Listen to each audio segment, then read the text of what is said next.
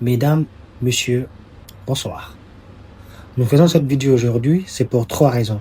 La première raison, elle est simple. Vous la voyez directement en regardant la vidéo, à travers ce maillot que je porte sur cette vidéo. Ce n'est pas pour soutenir le Sénégal, en ce qui concerne la finale qui va se jouer aujourd'hui au Maroc. Nous soutenons le Sénégal, nous disons que nous sommes derrière eux. Allez-y, faites-nous plaisir, faites-vous plaisir, remportez cette deuxième étoile et nous sommes de cœur avec vous.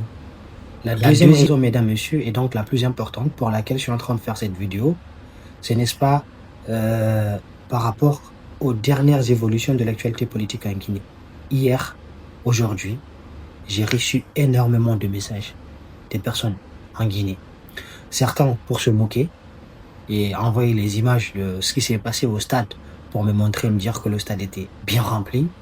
D'autres pour dire qu'ils sont découragés, des personnes qui étaient vraiment engagées dans le combat, mais qui estiment qu'à partir de là, il n'y a plus rien à faire, qui sont découragés. Il y en a également des personnes qui comprennent que le combat il devient de plus en plus difficile, mais qui demandent à ce qu'on adapte le combat à la nouvelle situation. Et il y a également des personnes qui envoient pour dire que c'est une fatalité, ce qui se passe en Guinée, qu'on ne pourra plus jamais changer les choses. Et je comprends toutes ces personnes, je les comprends tous, mais les insultes. Il y a une personne, je vais mettre son message ici sur cette vidéo, qui m'a insulté. Moi, c'est encore compréhensible, mais il insulte toute mon ethnie avec moi. Bah, je me demande qu'est-ce que j'ai fait qui mérite qu'on insulte toute mon ethnie avec moi. Parce qu'à chaque fois que je prends la parole, à chaque fois que j'écrive, j'essaie toujours d'aborder le sujet le plus objectivement possible et de mettre en première ligne l'intérêt supérieur de la Guinée. Donc si des personnes sont vexées ou une haine viscérale contre une ethnie, ils ne doivent pas orienter cela sur moi. Moi, je n'y suis pour rien. Mais vous savez, comme on aime le dire en politique, quand tu te fais insulter par des imbéciles, cela équivaut à des compliments. Donc soyez rassurés et comprenez que moi, je sais d'où je viens. Je sais effectivement d'où je viens. Je sais où je suis en train de partir. Donc tout ce qui va se passer entre, disons, ces deux étapes-là, pour moi, c'est quelque chose de logique et que j'accepte totalement et que j'assume. En me lançant dans ce combat, je savais les risques auxquels j'étais confronté. J'ai bravé avec certains amis plein de risques déjà à Conakry. C'est pas maintenant que je suis hors du pays que je veux commencer à avoir peur ou à renoncer à cause des insultes. Donc continuez à insulter, continuez à encourager, il n'y a pas de problème. Mais les personnes qui sont découragées, mon message s'adresse plus particulièrement à ces personnes-là, c'est de comprendre que le combat il devient plus compliqué, certes, mais nous pouvons y arriver. Vous savez, il y a Frantz Fanon qui articule 3 étapes dans la construction de l'identité d'une personne. Il y a déjà la détermination, il y a également la situation et la liberté. Quand tu prends en fait la situation dans laquelle tu es comme une détermination, comme si tu étais prédestiné à vivre cela, à partir de ce moment-là, tu ne peux pas le changer. Mais quand tu prends ce qui est en train de vivre comme une situation, à partir de là, il y a une porte de liberté qui s'ouvre. Certes, la situation dans laquelle nous sommes, elle est compliquée, mais c'est une situation. Et donc, nous pouvons évoluer. Nous ne sommes pas condamnés à rester comme ça. La situation, elle peut évoluer. Nous allons nous donner l'ensemble des moyens nécessaires pour pouvoir évoluer dans la situation. Et cela passe nécessairement par plusieurs sacrifices. Et donc, les personnes qui m'envoient les vidéos du stade pour me dire que le stade est rempli, je veux leur dire une chose. Même eux qui m'envoient ces vidéos-là, si hier c'était leur investiture et que tous ces moyens qui ont été mis en place pour l'investiture de Doumbouya avaient également été mis en place, le stade allait se remplir, peut-être même encore plus. Croyez-moi. D'abord, regardez.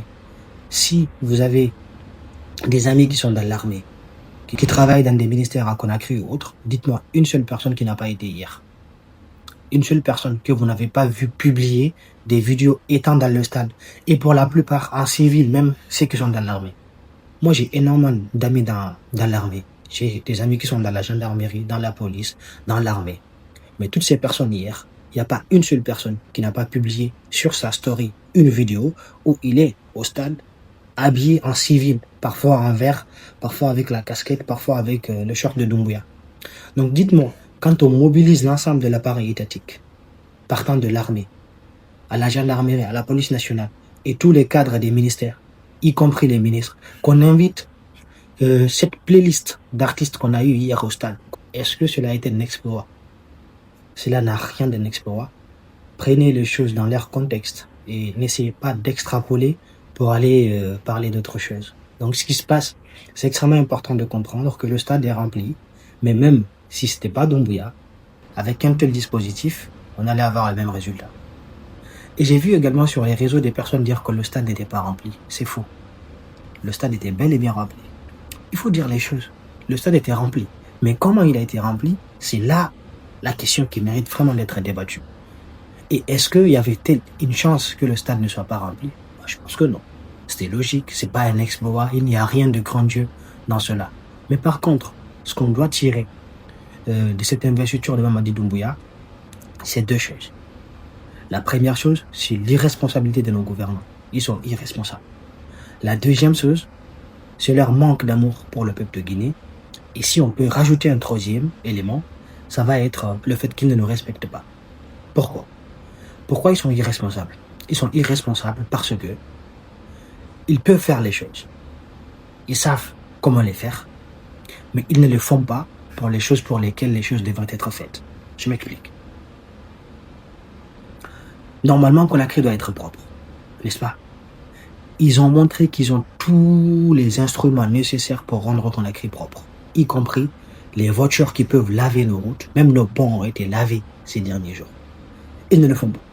Ces voitures, je ne sais pas s'ils stationnaient, disons, dans un ministère quelque part ou je ne sais où, mais ils ont montré qu'ils ont les instruments nécessaires pour pouvoir le faire. Deuxièmement, pourquoi ils ne les aiment pas? Ils ne le font pas pour nous, peuple guinéen qui vivons en Guinée, mais quand ils reçoivent des personnes, ils le font pour ces personnes-là. Vous comprenez? Vous comprenez cela? Sinon, ils peuvent rendre Conakry propre, ils doivent rendre Conakry propre. On a aussi compris une chose, que pour les matchs de football, ils sont pas prêts à mettre de l'argent pour refaire nos stades. Ils sont prêts à débourser des millions pour louer des stades à Abidjan, au Maroc et autres, pour juste qu'on puisse recevoir nos matchs à l'extérieur, mais ne sont pas capables de refaire nos stades pour que nos matchs à domicile puissent jouer à Conakry. Mais pour l'investiture, ils sont prêts à débourser tout l'argent nécessaire pour mettre le stade dans les standards afin de faire cette cérémonie d'investiture. Et donc cela, c'est un manque d'amour d'abord pour le peuple guinéen, un manque de respect et aussi une irresponsabilité avérée dans la gestion de leur gouvernance. Et d'ailleurs, une petite anecdote. Hier, je discutais avec un ami au téléphone sur la situation de l'assainissement accéléré en Guinée, également le fait qu'on a refait le stade très rapidement et qu'on l'a mis au standard et tout ce qui s'est passé à Conakry ces derniers jours. Lui, il m'a dit un truc qui est un peu drôle, mais comme si c'était vrai en fait. Il m'a dit que le gouvernement guinéen se comporte comme un jeune célibataire irresponsable qui ne range sa maison que quand il reçoit une nouvelle copine. Vous savez, il y a des jeunes comme ça. Quand ils reçoivent à la maison une nouvelle copine, ils arrangent très bien leur chambre, ils rangent, ils nettoient le drap, tout est nickel en fait.